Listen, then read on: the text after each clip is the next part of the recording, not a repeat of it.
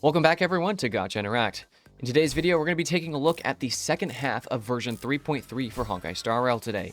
First character we're looking at is the new character Cipher, and the second character on the other side of the banner is Aglaea. Now let's go through both of these banners and see whether or not these characters are a good pulling option for you. Now let's get on to the video. So the first character we want to take a look at is the new character Cipher. Now, Cipher is a Nihility character, and she is of the Quantum attribute or element, so she's a very interesting character right off the bat, and looking to be somewhat good with many different teams. She's nothing crazy if you have seen any other content just covering her, but let's go through her kit so you have a basic idea of how she works. Looking at her basic attack, she's just going to deal some quantum damage equal to 100% of her attack to one designated enemy. And looking at her skill, this states that there's a 120% base chance to weaken one designated enemy and adjacent targets, decreasing their damage dealt by 10% and increasing Cipher's attack by 30%, lasting for 2 turns. At the same time, you're going to deal quantum damage equal to 200% of Cipher's attack to the one designated enemy, and quantum damage equal to 100% of Cipher's attack to the adjacent targets. Now, looking at her ultimate, you're going to deal quantum damage equal to 120% of Cipher's attack to one designated enemy. Then you're going to deal true damage equal to 25% of the currently recorded talent value, which we'll talk about here in a minute, to one designated enemy. Quantum damage equal to 40% of Cipher's attack to one designated enemy and its adjacent targets, and true damage equal to 75% of the current talent's recorded value. This true damage is distributed to all skill targets. Now let's look at that talent that it's referring to. When there are no enemy targets in the patron state on the battlefield, Cipher will immediately cause one enemy target with the highest max HP on the battlefield to become the patron. When using skill and ultimate, the primary target becomes the patron. The patron state only takes effect on the latest target. After the patron is attacked by other allied targets, Cipher immediately launches a follow-up attack against the patron, dealing quantum damage equal to 150% of Cipher's attack. This effect can be triggered up to 1 time each turn, and it resets at the start of Cipher's turn. Cipher will record 12% of the non-true damage allied targets dealt to patron, but the overflow damage will not be recorded.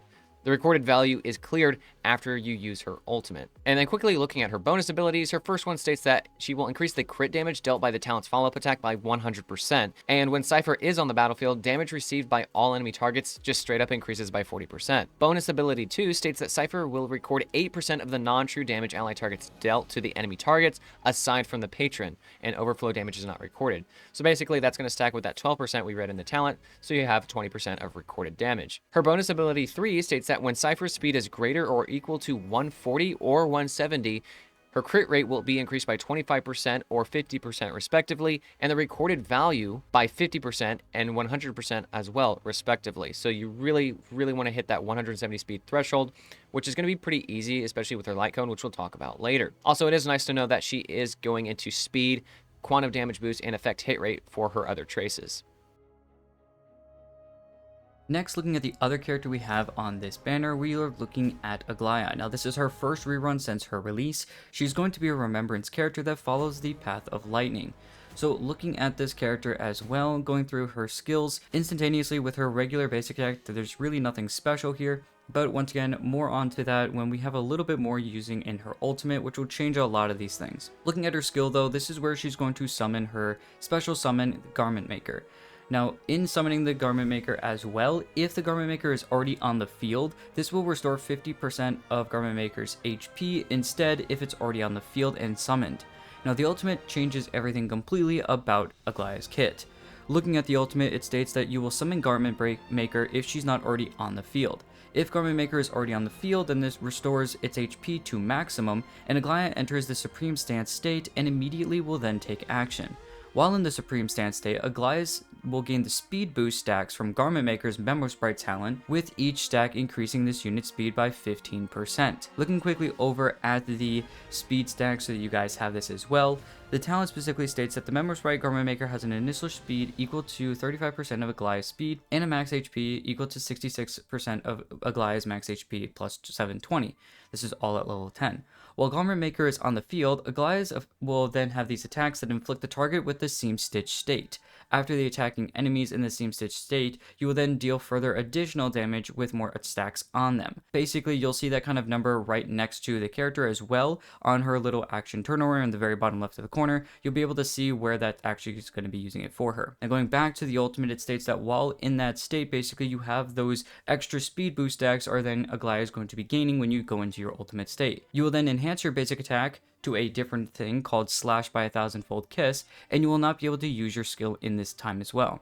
Garment Maker in this time period is also then immune to crowd control debuffs, and a countdown will appear in the action order with its own speed set at 100. Kind of like similar to some of the other ultimates. Whenever you're inside an ultimate and you go out of it, think something very similar to what Robin has, where as soon as that action order is up, you can throw her, ahead of that action order, but that will eventually still be counting down. Now, when the Garment Maker disappears, Aglaea will then dispel this state as well. Looking at the extra blast that you're going to be getting, the extra enhanced basic attack that Slash by a Thousandfold Kiss, Aglaea and Garment Maker launch a joint attack on the target, respectively dealing lightning damage equal to 200% of Aglaea's attack and 200% of Garment Maker's attack to the specific target.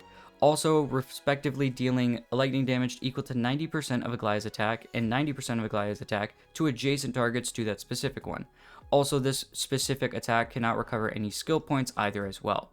Now, this is where most of your damage comes from. You're really trying to get as many of those stacks from that talent as before then you jump into your ultimate. And then you're basically just spamming that basic attack with Aglaea with this extra joint attack as much as physically possible, and then using your skill only when you're trying to get Garment Maker on the field outside of this specific instance of state. Garment Maker also has her own attacks as well, so over time you'll kind of see her in her own action order. She will come up whenever she is being used. She can also increase those stacks as well, so basic attacks from Aglaea can increase those Steam Shit stacks, and then also the Memo Sprite can also do the same thing as well, allowing for a lot faster and quicker stacks as well whenever she does her enhanced attack. This will automatically use that as well. Looking at the bonus abilities really quickly, it states that at the start of battle, if this unit's energy is lower than 50%, regenerate this unit's energy to 50%.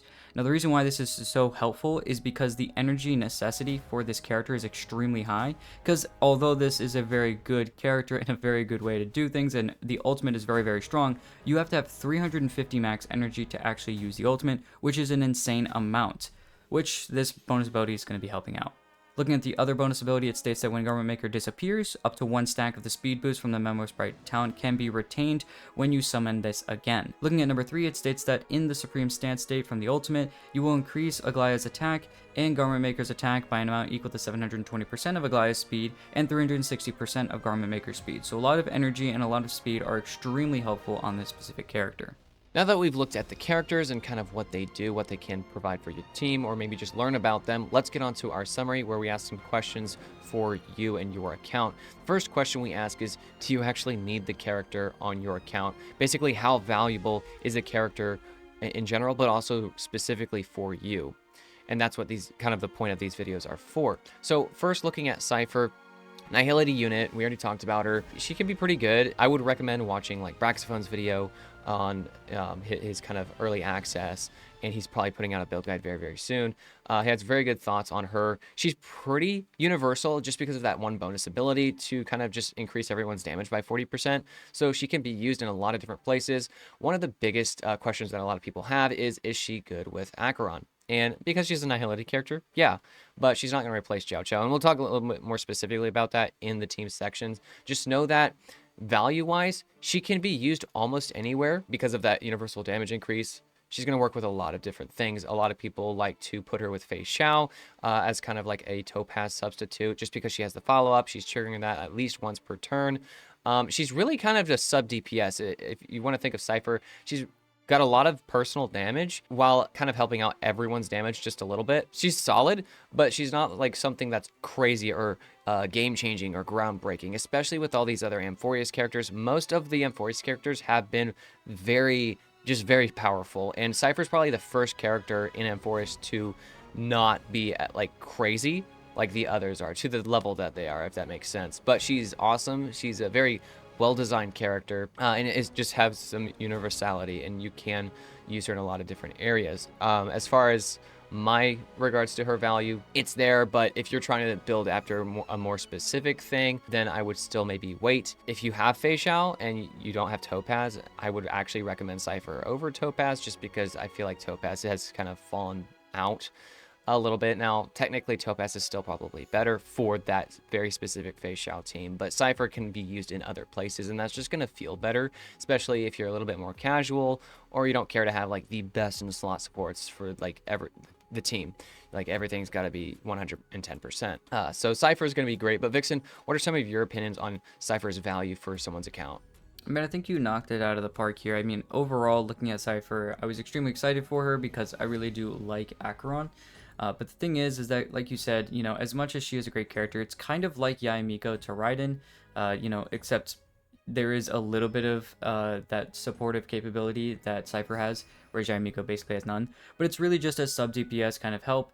And once again, we'll talk about that more in the with the whole Zhao Cho versus her and everything as well. But, you know, they already kind of have dedicated supports for Acheron. I think a lot more people were expecting a little bit more help with that. Also, you know, there's just certain helps and everything that come along with her being there. Now, I think overall as a character, good value, but I wouldn't necessarily really say that she's a must pull overall. A good fun character, one that if you like the character, go ahead and pull, and you're not really gonna have a negative effect because of it, most likely, but at the same time, not somebody that everybody has to pull right now.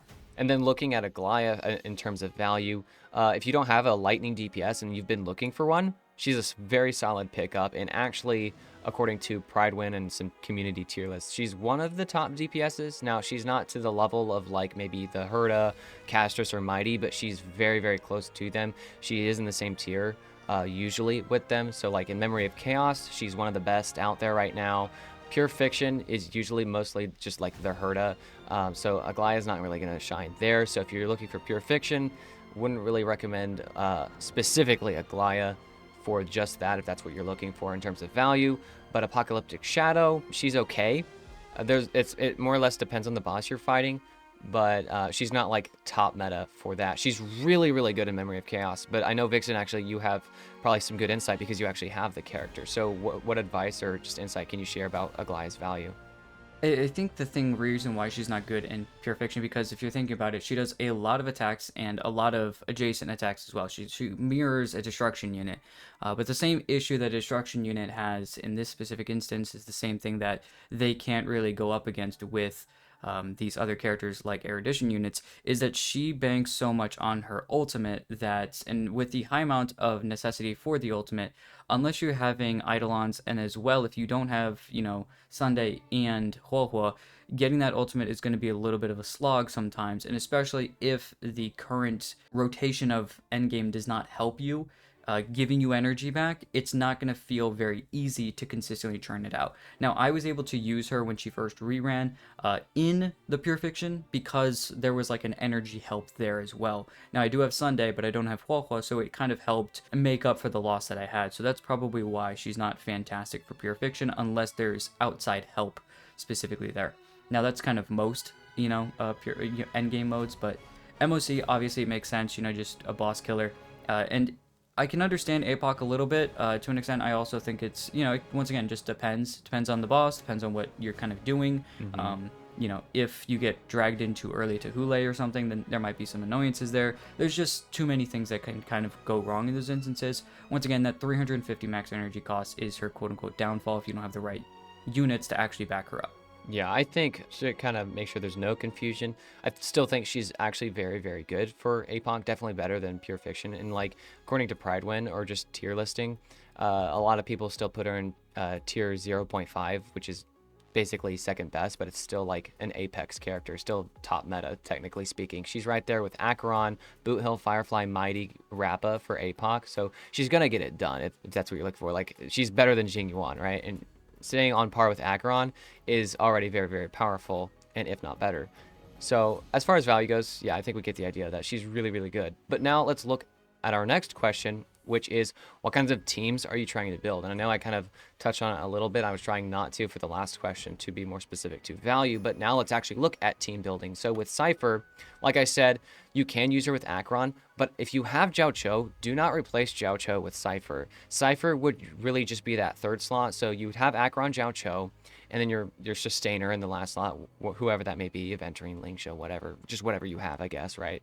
Let's just say it's Aventurine because he's really good with her. Cipher would have to be the third character. You're not wanting to replace Jiao Cho because Jiao Cho is still better. And not by a little bit, but still pretty much by a long shot. And that should make sense just because he's a dedicated support to Akron. It's literally like he was designed for her. Cypher's still going to be really good, feel really fun.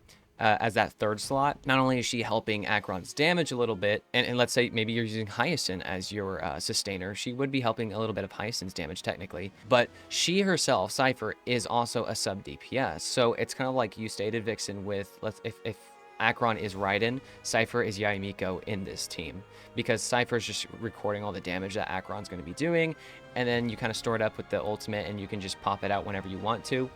And she's actually got really good DPS, just being able to hold on to that ultimate and using it whenever you want, because it's cool that whenever you get Cypher's ultimate, you don't have to immediately use it because she's still recording more and more value, and you'll see that in the, like right next to her icon and her ultimate icon, the value that she's recording, whatever that number is, like let's say she's recorded and that number is 300, that basically means you're going to do roughly around 300,000 damage when you go to use her ultimate. So you can just keep waiting and it keeps building up. You could do 500,000, you could do 700,000. She's really good with Castress as a result, because just Castress just has so much damage that she's outputting that's almost overkill, but Cypher's still recording all of that, and so she's going to feel good with Castress, provided you're still using maybe like another support like Tribi, Rame if you don't have that, and then your Hyacinth for your premier sustain. Cipher feels really good there. Cypher's really good in the Fei Xiao teams. You brought that up earlier as well, especially if you don't have Topaz. Cypher's a great substitute. Probably going to be the second best after Topaz, just because of her personal damage that is supplementing what Topaz was also doing. She has the follow-ups that synergize with, Aventurine, Fei Xiao. Robin's still good in that team. So definitely, if that's you were looking maybe to help out your Fei Xiao, Cipher can help that, but also many of these other teams. And I could honestly just keep going. You can use it with Mighty if you want. You can use it with really any other DPS. She's kind of just a sub DPS that's going to feel nice and comfortable and not really take away from these others, except if you're doing like their hyper carries and you just want to use another support. That's different. Cypher's going to feel really good is the point. So there's a lot of different teams, but Vixen, what is your personal opinion on like teams for Cipher? Like if you were pulling Cipher, what would you be doing with her? I mean, the biggest thing obviously is the Akron team. I mean, if you're going to be pulling Cipher, the major reason most likely, if you stuck with her and haven't jumped away from it, is going to be pulling her for that specific character, Akron. Now, as much as like you were talking about, you can use her with other characters, it's kind of like using a sub DPS that's not meant for that main DPS in other places. It's not that they mean that they go completely useless, it just means how much better are they in that specific instance with that specific character. So most likely you're going to be using it for that Akron team, and that's kind of what it comes down to. But the other character we have is Aglaea, and similar to that last point, looking at Aglaea's value, she is an extremely strong character, and in my opinion, if you don't have a lightning DPS, she is a must pull. I absolutely love Aglaea, and I have Akron with Jiao Cho, and I don't regret pulling Aglaea at all. I really like how she feels, and there are instances where I actually prefer Aglaea over Akron and vice versa. So there's zero reason to not, in my personal opinion, to not pull her. But then again, looking at her in teams though, the idea with the teams is that what you're trying to do at the most premier team is looking at your supports at this point, right? You're trying to make sure that you have Sunday at the very least. Sunday is your number one option to try to get first. He has the thing that can pull up the character a lot faster, which you're going to want to do and use more consistently. And he also has energy help as well with his ultimate, which also turns into crit damage as well. There's just a lot of solid things that he can do in his kit where he makes the best support for her as a character. Now, at the same time, somebody that also could be used in those teams could be someone like Robin. Robin also has the special attack thing that she does where she can extra attack inside her ultimate. She can also pull units up ahead as well. And remember, when you get into that ultimate phase of Aglaea in this instance, you're trying to use as much of that stuff as first. She's the first character you want actually to get into an ultimate before some of the other characters. Now, I know technically you want to use your ultimate, you know, for Sunday or something at certain times, but using those other characters to then use their, you know, Robin to get her ultimate to pull up afterwards as well, allow maybe some attacks, and right before enemies go, then use your Sunday, then use your Robin ultimate to pull characters up and push that state that Aglaea gets kicked out of her ultimate, pushing that further down the action order by pulling units in front of it. So that's kind of the whole idea. Same thing that you're doing with Huohua. Very good sustain, very good healer, but at the same time, energy help. So that's just where I think Huohua still has some really good usage, is specifically in this team, but I know also the DOT teams. So that's really looking at teams for her. There are some other substitutes you can use to do in place, but the characters that are going to pull her up ahead, so Bronya and Sparkle, stuff like that, are still going to be helpful as well. Yeah, it's a little bit more cut and dry just because, I mean, the difference is that she's a DPS, whereas Cypher's a support, so there's a lot more possibilities with Cypher, whereas Aglaea is more like, hey, this is what you do because, well, the team should be revolving around me, Aglaea. I'm the DPS, so it's pretty fun. Yeah, I would have to agree with you there. So that's good advice. But looking at our next section, our last section is, do you need the light cones? Now, we'll keep this really brief, but let's go ahead and look at Cypher's light cone. I'll just read the ability, assuming it's just one copy of the weapon. Cypher's light cone is going to increase the wearer's speed by 18%. After the wearer uses an attack, there is a 120% base chance to inflict the bamboozle state on every enemy target. While under the bamboozle state, enemy target's defense decreases by 16% for 2 turns. If the wearer's speed is higher than or equal to 170, there is a 120% base chance to inflict the theft state on every enemy target. While under the theft state, enemy target's defense decreases by 8% for 2 turns. When bamboozle or theft is inflicted repeatedly, only the latest effect inflicted can be active. So overall, very, very good light cone, even in general. Obviously, it's very tailored for Cypher. The speed bonus that you're getting from this is very, very helpful, because otherwise, it's pretty difficult to get to 170 speed, which you really, really want to get to, more than anything. Now, effect hit rate on Cypher, I think you're fine with this, like somewhere around 40%, according to Braxophone, just because of all of her base chance to apply is already really high. A lot of it in her kit's 120%, a lot of it here on the light cone. That's why I guess it's also 120%. So you really only need like 40% effect hit rate on her, but you mainly, first and foremost, want the speed. So the light cone, if anything, is so good because of the speed. Now, if you don't have this, honestly, there's some other light cones that give speed, and those are going to be really good, so go with those options. The defense decrease is really, really good, and this is partly why it's a good light cone in general. The speed increase plus defense decrease is good for almost any of the Nihility characters. You want them to be fast, and the defense decrease kind of has to do with the nature of a Nihility character already. So like Silverwolf can use this. I mean, pretty much all of them, after I've looked at all of the Nihility characters, can use the light cone just because the speed increase is already just so valuable. So it's a very good light cone. And if you are thinking about using Cypher with Acheron, kind of going back to that, then this light cone I would think twice about, just because of adding another debuff coming from the light cone, so that would give Acheron more stacks. So that is something to think about. It's a very good light cone, but just know that you don't absolutely need it if you can get to the 170 speed threshold. Looking a little bit further beyond that specific light cone, although, you know, we looked at hers, we now need to look at Aglaea's.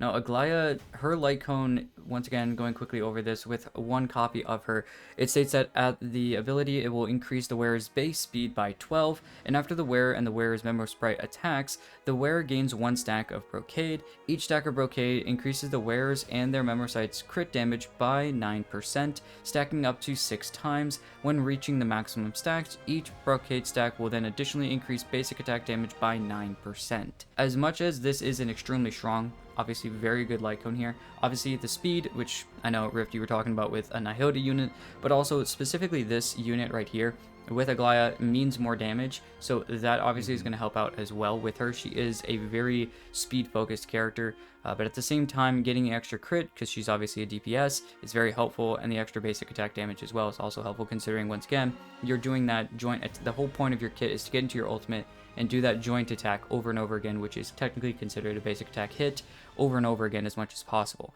So this is a very, very good helpful thing here to have. At the same time, looking at the other units that could use this, considering it is only for the Remembrance characters, we have the Remembrance Trailblazer, we have Casters, and we have Hyacinth. Now, Hyacinth's probably not going to get too much use out of this. She does have a lot of help with speed, which is helpful for her as a character, but it's not something that's going to be exceptionally helpful for her overall all the time. Looking at the other character, Casterus, although this can be used on her, I believe that you don't want too much speed on Casterus, so this could actually be a negative effect on her. At the same time, I know that this also could be helpful for just like the crit and everything that's on it and whatnot, but I also don't feel like it's going to be exceptionally good for you because you're also focusing on basic attacks, which could still help Casterus, but I know you try to do some skills interwoven in there, and also the ultimate damage is pretty helpful there as well. Similar fact with the Trailblazer, more of a support number one, but also although you are helping your Memo Sprite, the basic attack thing kind of goes out the window, and the speed, although is very helpful, is not going to be extremely necessary at the end of the day, and especially for a character like that, you know, once again, it just is meant for Aglaea. She's the DPS. It works obviously best on her, and it's just a little bit more gated for her because of that specifically. Right, I would totally agree. Only get this light cone if you're getting Aglaea. I don't like the idea of it on Castress, and yeah, Trailblazer, it's like overkill when you have the free one from the Herder's shop, so don't pull it unless you're going after Aglaea, and even then, she has some pretty good 4-star options. So yeah, I would totally agree with you on that. Well, we hope that this video could help you guys understand and decide whether or not these characters or light cones on the specific banner are for you. As always, if you guys have any other suggestions to kind of let us know what you guys are expecting more, maybe out of this specific banner, if you guys are pulling, let us know about that as well. Also, go ahead and let us know in the comments what you guys are hoping for, maybe with this banner, maybe in the future patches as well. Make sure to like and subscribe and check out our Discord as well. Once again, thank you guys for watching the video though, and we'll see you guys in the next one.